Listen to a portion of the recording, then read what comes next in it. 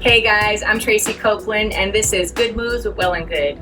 Today we're going to do yoga inversions for beginners. So I'm going to take you through some of the more classical inversion poses like headstand, handstand, crow pose. But inversions don't always necessarily mean going upside down. You can also do a classical inversion like downward dog or forward fold or straddle forward fold or even something as simple as legs up the wall. It's a great way to improve circulation, better balance, but it's also a great way to work on core strength. Yeah? All right, so I'm going to take you through a little practice, a little bit of a flow. It'll take you about 20 minutes or less. Let's go ahead and get things started. We're going to go ahead and start in downward facing dog. Okay? It's a kind of a classical way to start any type of vinyasa practice, but this is also an inversion because your head is below your heart. Upside down V shape. You can bend one leg at a time. Shift into high plank just to get your body nice and warm. Take it back into downward dog and then high plank. And last one, downward dog. High plank. I'm just gonna go ahead and step my right foot forward outside my hand. I'm gonna reach that right arm up towards the ceiling just to hold right here. Get a nice little opener of that chest. And then I'm gonna step it back into downward dog. And then I'm gonna take that left side, reach the arm up, and then lower down, downward dog. I'm gonna go ahead and step that right leg forward, and I'm gonna step that left leg forward. Come into Malasana. So this sort of little sumo squat. I'm gonna bring my hands together in prayer, keeping my chest lifted. Holding right here, just kind of get this deep, nice little hip opener. Then I'm gonna rise all the way up, high prayer, take it all the way down. Now separate your feet once again. I'm gonna come right back into that Malasana pose. This time I'm gonna step it back a little bit because I'm gonna give myself a little bit of space here. So I'm gonna bend my knees, coming into that Malasana, hands in prayer. Now I'm gonna lower my hands to the ground, come up onto my tippy toes, and bending my knees, I'm gonna set myself up for crow pose. We're gonna go right into it. So crow pose is I'm gonna have my weight in the heels of my hands, and I'm gonna keep my hands on the ground. I'm just gonna get used to getting the weight in my hands here. Now notice how my knee is kind of connected to my armpit. That's exactly where you wanna be. Now when you feel comfortable, you can just lift one toe, and then maybe you lift the other toe. So you could do three-legged crow, and then you do that toe again, and then you do the other side. Get used to that first. And what you can also do is put like a pillow here, and just in case you're a little bit nervous about tipping over. And then when you're ready, squeezing your core together, lifting one leg up at a time, and then just holding right there, keeping your gaze out in front of your fingertips. For 3, 2, and 1. Lower your feet to the ground. How's everybody doing? Separate your feet hip distance apart. Take hold of opposite elbows. Another inversion, forward fold, okay? Doesn't have to be an arm balance. Doesn't have to involve, putting your head on the ground. You can also do an inversion just like this. Release your hands to the ground. Bring your feet together, all the way up, and then release all the way down. Now I'm gonna go ahead and step one leg back, step that left leg back. You're coming into pyramid, just to kind of stretch out those hamstrings a little bit. Yep, so draw that right hip back, left hip forward, working the crown of your head to the ground, holding right here.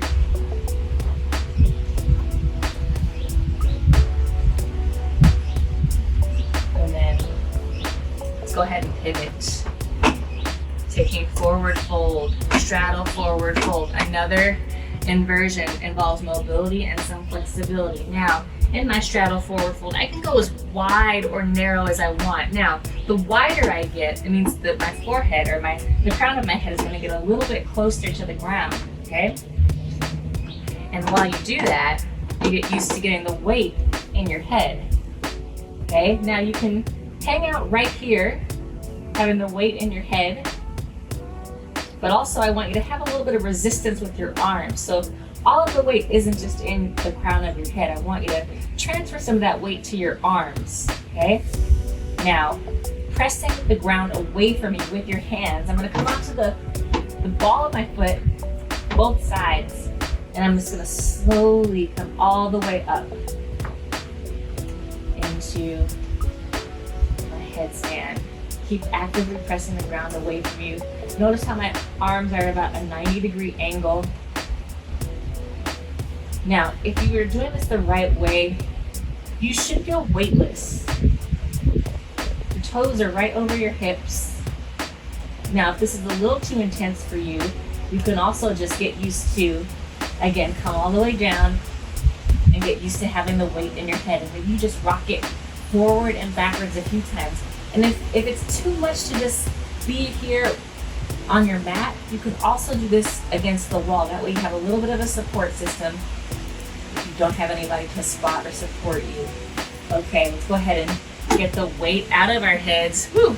Shake it a little bit side to side. That felt pretty good to me. Now let's go ahead and take pyramid on the left side. Balance yourself out a little bit, working to keep the hips square. Keeping the back flat. Nice. Hamstring stretch here. Allow yourself to get deeper. For me, I allow myself to notice how hot my mat is on this very hot summery day. Come back into straddle forward fold. And I'm just going to go ahead and pivot into high plank, lower halfway, upward facing dog. Take it back into downward facing dog. Now, that was one variation of a headstand. Now, another variation which I find a little bit easier, especially if you're just starting out in some of these more advanced inversion practices, interlace your fingers. Bring your hands to the ground, almost like when you do a forearm plank sometimes, not necessarily in yoga, but if you're in like a HIIT class. So you can interlace your fingers, bring the top of your head to the ground, and almost think of this as like you're setting yourself up for child's pose, and then you interlace your fingers. Bring the head to the ground, bring the toes to the ground, walk your feet forward. Start to get used to having the weight in your head once again. Now, I'm pressing down with my forearms as my head is connected to the ground. So all of the weight isn't necessarily in my head. It's equally displaced between my forearms and the top of my head. Now what I'm gonna do is I'm gonna lift one leg up, and I'm just gonna get used to see what that feels like, okay? Now I'm gonna lower that leg down. And now let's take it to the opposite side. Lower the opposite leg, up. This always feels weird to me, this side, because I'm a righty. Lower down. Now, if you're comfortable here, lift that leg and start to take your foot slowly off of the ground, okay? Slowly off of the ground. Get used to pressing down with your forearms. I can barely feel any weight in my head right now. It's mostly in my forearms. And what keeps me connected, what keeps me aligned, what keeps me upside down right now is my core strength. My core is engaged like crazy right now. And once you perfect this pose and you get upside down, you should feel pretty weightless. The hardest thing is just getting to this place. Now what you could do is bend your knees, slowly, carefully lower yourself to the ground with ease and control. Nice, gentle landing. Whew, that felt great. Arms extended out in front of you, forehead to the ground. Just go ahead and maybe shake your head yes and no. I'm gonna bring my arms by my side. I'm gonna actually turn one ear to the ground. That way it can kind of release a little bit of pressure off of my neck. Inversions are a great way to realign your spine as well and find some balance, working on your balance. I'm gonna turn my head the opposite way. But I do encourage you to just listen to your body, know what you're capable of, know where your practice is today, know what level yogi practitioner you are. Come back center.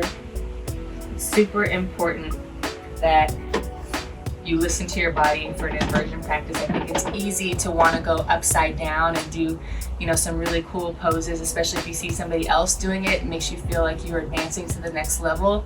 But yoga isn't necessarily about doing those cool inversion poses all the time. It's about listening to your body on that day and asking yourself, what does your body need today to feel strong, to feel good, to feel better, to feel lighter? So that said, we're gonna move to our final inversion, final upside down inversion, I should say. This is the harder one. So what I'm gonna have you do is step one leg forward. I'm stepping my right leg forward, okay? So think of this as downward dog, and then stepping your right foot about halfway to your hands, okay? Now, with this one, it's good to start with going up against the wall, just to get rid of the fear, and get rid of the fear of what might happen if you go upside down and you fall out of it. That's the worst thing could happen. And it's basically like doing a cartwheel if you do fall out of it. But let's not think that. Let's think we're gonna stay in it. Keep your hands flat like you're in downward dog. Now, I'm gonna start to lift my left leg off of the ground, and I'm gonna start to come on the ball of my foot and just get used to having the weight in my hands once again. Now, with a strong handstand practice, you have to allow your shoulders to get past your wrists. Handstands are not gonna happen back here. Handstands are gonna happen right here, okay? So it's gonna take some wrist flexibility, and it's gonna take having a little bit of no fear, okay? All right, let's go ahead and try this. Take a few rocks, and then as you get comfortable with the rocks, maybe you start to lift. See where that takes you. Maybe you lift a little bit higher. And then once you lift that leg nice and high, you're gonna hit a sweet spot, okay? You're gonna hit that sweet spot. And I'm using my wrists to help me balance here, okay? My wrists are in total control of my handstand right now.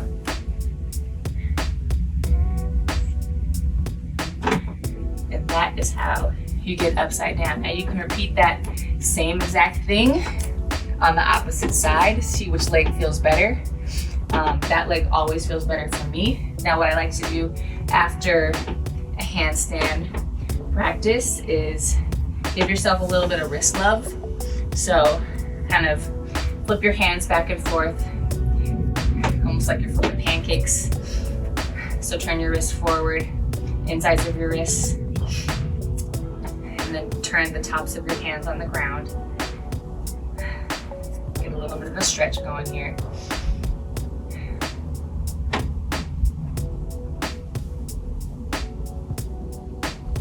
And then I'm just gonna go ahead and come back into downward dog. Tiptoe towards the front of my mat. Now, I'm just gonna hop towards my hands. Another way to get used to going upside down, instead of walking your way to the front of your mat, whenever you're doing a yoga practice, see what it feels like to bend your knees and hop. That's also a type of inversion, even though it's just a way for you to get from the back of your mat to your front of your mat. All right, sink to the ground. We're gonna start to wind things down. You're gonna extend your legs nice and long, flexing your toes, reach your arms up, and then bow forward towards your toes, keeping your back nice and flat.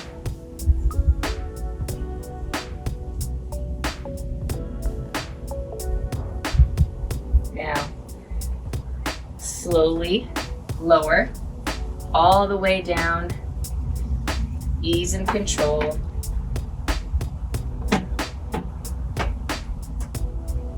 Now, once you make it all the way down, you're gonna lift your legs up towards the sky, flexing your toes towards you.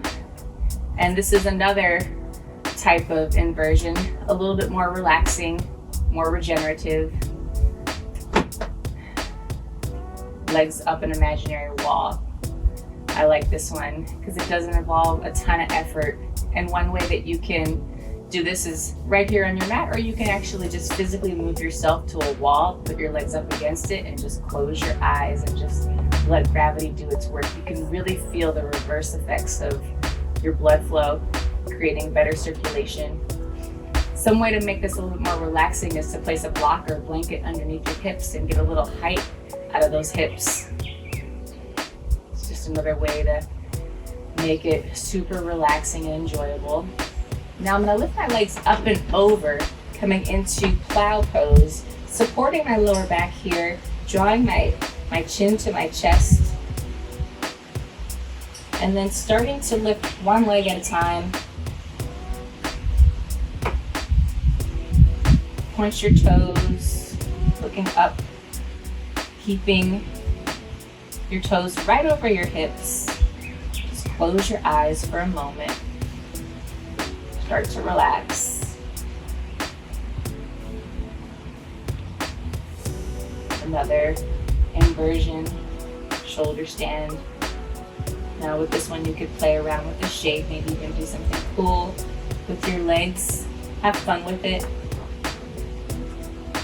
And then take it back into plow. And then slowly lower down. Taking your hands to the outsides of your legs, coming into happy baby, moving side to side. And then just lower your legs all the way down to the ground, arms by your side, palms face the ceiling or the sky. Just close your eyes, just allow your body to just slowly settle into your mat, one vertebrae at a time.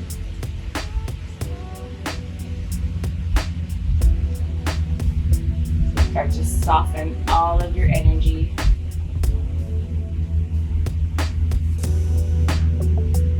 Relaxing through the top of your head all the way down to your toes. Just here for a moment.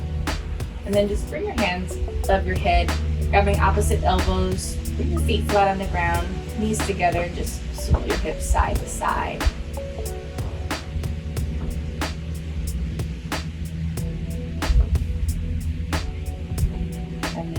Go ahead and hug your knees into your chest. Roll over onto one side. And then just gently press all the way up to a comfortable seated position. Getting nice and tall. Bring your arms all the way up. Palms together in high prayer. Slowly lower your hands down to the center of your chest. Just taking this moment to pause and acknowledge the work and the effort that you did today and throughout the entire week. Let's bow all the way forward to seal, honor, and complete our practice. Namaste. Thank you guys so much once again for joining. That was Yoga Inversions for Beginners. I know that probably was a challenging one, but hopefully you walked away learning something and you walked away challenging yourself, trying something new. That was Good Moves with Well+Good. If you want more good moves, be sure to subscribe to Well+Good right now today. Once again, my name is Traci Copeland. I hope you enjoyed. I hope you had fun, and I'll see you guys real soon. Peace out.